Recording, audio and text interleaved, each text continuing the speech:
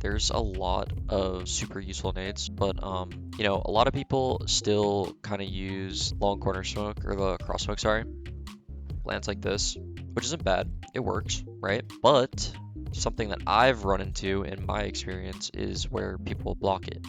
So we found a while ago, if you essentially take your crosshair, you come into this corner, you go down from the wire down to this smudge in line with it, you middle click, and you jump through.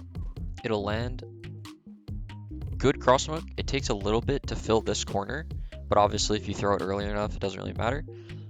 And it's unblockable, right? So that's a really good smoke for you guys to use in, you know, whatever level of play. It's unbreakable long cross smoke. Just, you know, helps to guarantee that you guys will get across. The next smoke we're looking at is a mid to B smoke from the CT side of mid doors.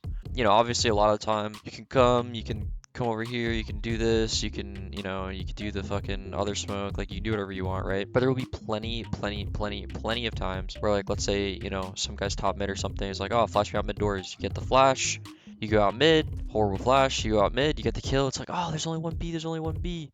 And this is where, like, okay, you know, like you get the flash, you come in, it's like, oh, there's only one B. So what you're gonna do is you see how there's kind of these two little like pyramid looking things, right? You're gonna go on the right one, top left corner, essentially in line with the center of this box down to the shadow, and you're gonna left click. And it's just a nice poofy mid to B smoke that, you know, covers. They can't see door, they can't see window. Like, I mean, obviously they could, I guess, you know, depending on the phase, they can see it, but obviously they can still break. But you know, like I said, just a good way to, you know, you get the kill, you come react out mid, you get the, you know, you take the space. And the last grenade that I'm actually going to show on Dust2, a mid doors nade for the mid cross. I would assume that a lot of people know that this is like, you know, a functional and logical thing to do, but, you know, using a smoke every single round to cross mid is expensive.